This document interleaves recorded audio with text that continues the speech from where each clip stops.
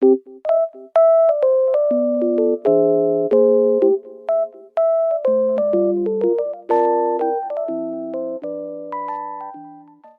tahu nggak sih kalau di Indonesia punya superhero perempuan? Ya, kalian nggak salah dengar. Ternyata banyak banget loh pahlawan Indonesia yang dia itu seorang perempuan. Tapi kali ini kita akan bahas satu saja, yaitu Raden Ajeng Kartini. Siapa sih yang nggak kenal Raden Ajeng Kartini? Raden Ajeng Kartini lahir pada tanggal 21 April 1879 di kota Jepara. Kartini lahir di tengah-tengah keluarga yang berasal dari kalangan priai atau bangsawan Jawa. Karena itulah ia memperoleh gelar RA, Raden Ajeng. Ayah Kartini yang bernama Raden Mas Adipati Aryo Sosroningrat, beliau seorang patih yang diangkat menjadi Bupati Jepara setelah Kartini lahir. Ibu Kartini yang bernama M.A. Ngasirah, beliau ini merupakan anak seorang kiai atau guru agama di Teluk Awur, kota Surabaya. Raden Ajeng Kartini sendiri memiliki saudara yang berjumlah 10 orang. Sebagai seorang bangsawan, Raden Ajeng Kartini juga berhak memperoleh pendidikan. Raden Ajeng Kartini bersekolah di ILS atau Europa Language School. Disinilah Kartini kemudian belajar bahasa Belanda dan bersekolah di sana hingga ia berusia 12 tahun. Faktor yang menyebabkan Kartini mencetuskan pemikiran mengenai pendidikan perempuan yaitu dikarenakan ia pernah mengalami diskriminasi karena adanya peraturan yang menyebabkan pribumi tidak mendapatkan pendidikan yang layak seperti anak-anak Eropa berkulit putih lainnya, serta adanya persepsi bahwa perempuan harus berhenti mengenyam pendidikan dikarenakan adat dan budaya yang ada.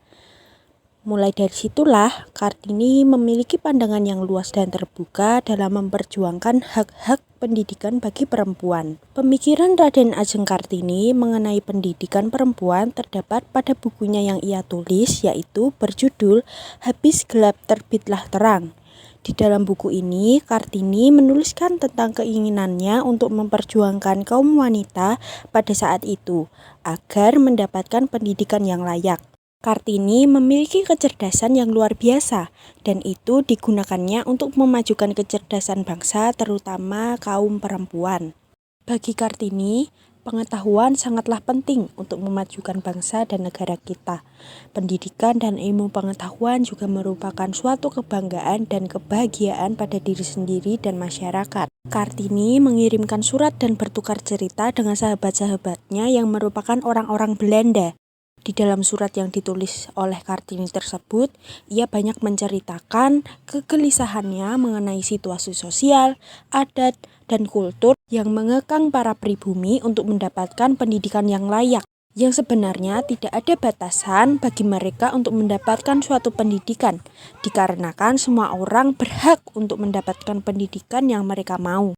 Kartini memiliki beberapa konsep untuk pendidikan bagi perempuan. Yang pertama, di dalam keluarga, perempuan merupakan tempat pendidikan pertama bagi anak-anaknya. Sebagai seorang ibu di keluarga, perempuanlah yang memberikan pendidikan pertama bagi anak-anaknya kelak. Yang kedua, perempuan menjadi pembawa peradaban. Para perempuan memiliki peran yang sangat penting dalam peradaban dunia untuk turut membantu perkembangan dan kemajuan suatu bangsa. Yang ketiga, pendidikan memiliki peran yang penting dalam mendidik jiwa dan budi seseorang.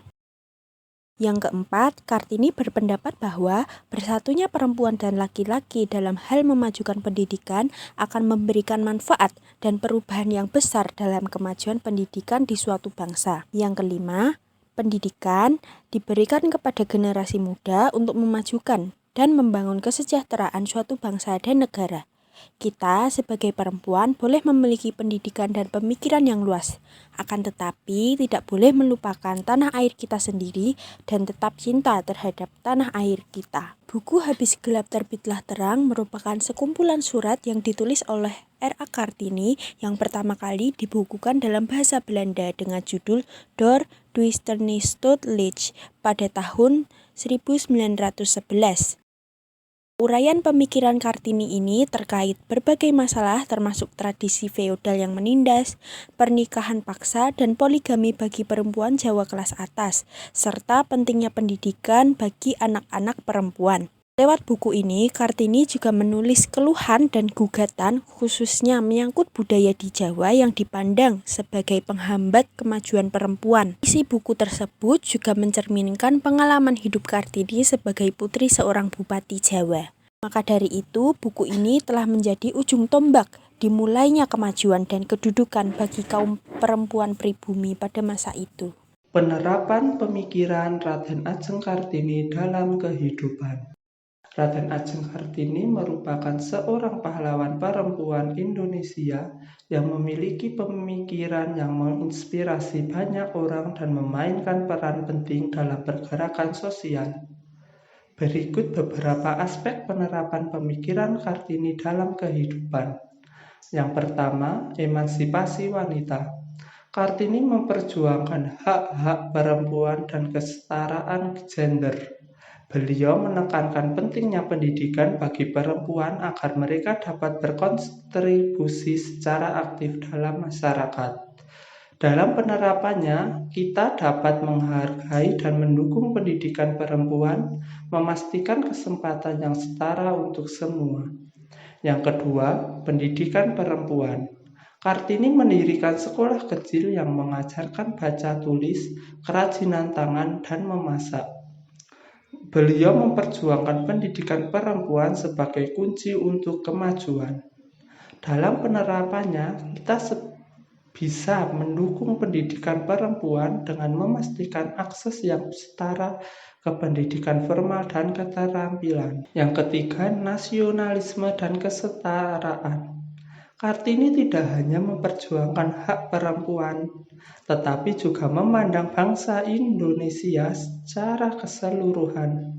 Surat-suratnya mendorong kelompok diskusi tentang nasionalisme.